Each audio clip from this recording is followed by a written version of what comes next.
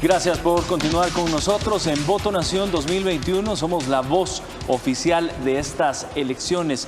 Y antes de pasar a hablar con el ministro de Seguridad, quiero que veamos el siguiente tuit, y es un tuit que ha dado a conocer el presidente de la República, Nayib Bukele, refiriéndose a todas estas irregularidades que están pasando en estos momentos en la Asamblea Legislativa. Y dice: el sindicato de la Asamblea Legislativa, que nunca ha sido afín al gobierno, hace esta denuncia.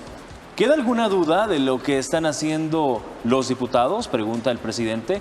Definitivamente no les quedó claro el veredicto del pueblo salvadoreño. Por las buenas, no van a entender jamás, dice el presidente, refiriéndose precisamente a este tuit de Citrasal, del Sindicato de Trabajadores de la Asamblea Legislativa, donde exigen a la Junta Directiva de este órgano de la Asamblea que se abstenga de continuar enviando a las oficinas administrativas cantidades de personal que nunca han cumplido funciones en la institución.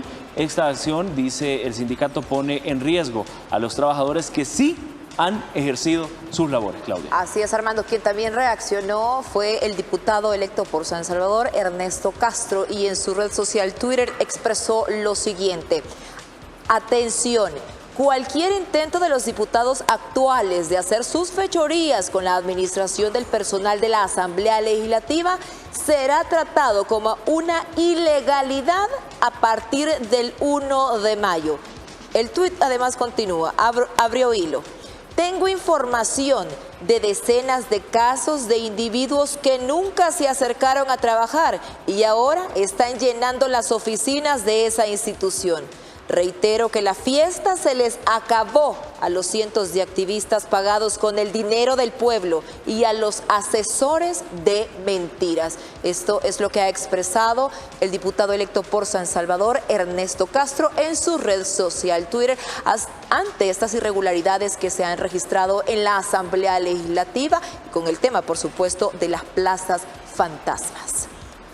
Sus impresiones, ministro. Bueno, mira, yo creo que eso era de esperarse, es decir, no era un secreto a voces que en la Asamblea Legislativa habían plazas fantasmas que le daban trabajo a correligionarios que no llegaban a marcar, simplemente se les sacaba un salario y ellos estaban quizás cómodamente en sus casas o haciendo algún tipo de activismo político.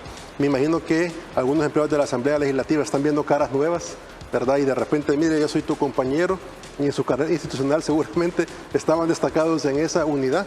Les recuerdo que una de las excusas que decía él, en ese momento era presidente Norman Quijano de la Asamblea Legislativa, y una de las excusas que decía que invertir en un nuevo palacio legislativo que iba a costar alrededor de 32 millones de dólares se hacía porque ya tenía problemas estructurales el edificio de la Asamblea Legislativa, y ahora si lo van a saturar de empleados, porque ese era el objetivo, buscarlos por quitar esa saturación, peligroso y exista algún riesgo de que ese edificio pueda colapsar. Ahí tiene que estar pendiente el sistema de protección civil de que eso no ocurra, porque me imagino que han de ser miles de empleados los que están llegando a la Asamblea Legislativa intentando ocupar un espacio físico que nunca lo tuvieron porque era una plaza fantasma. Me imagino que han de estar pidiendo los escritorios, las sillas, para que cuando llegue la nueva Asamblea Legislativa los vea como que sí, ellos estuvieron trabajando ahí siempre. Pero muy bien lo decía el diputado electo, Ernesto Castro, todo lo que hagan se puede considerar una ilegalidad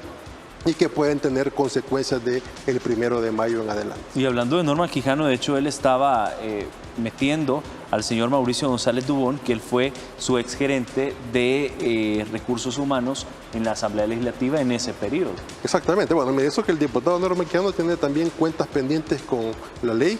Entiendo que en octubre asume el Parlamento Centroamericano.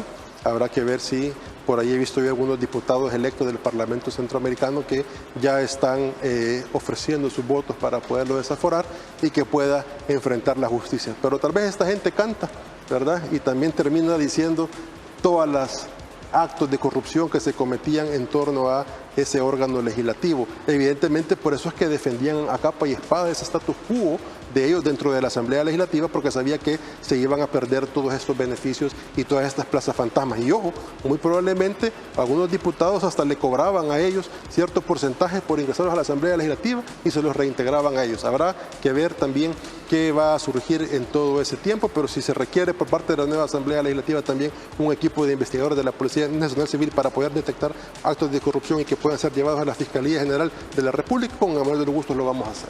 A ver, a mí me llama mucho la atención del tuit del diputado Ernesto Castro, donde dice: reitero que la fiesta se les acabó a los cientos de activistas pagados con el dinero del pueblo y a los asesores de mentiras. Y es que esto a mí solo me hace pensar que, por ejemplo, un Rodolfo Parker ha sido señalado por los cientos de asesores que 84 asesores en su para 3 planilla. diputados. Exactamente. Mire, ahí van a salir sorpresas.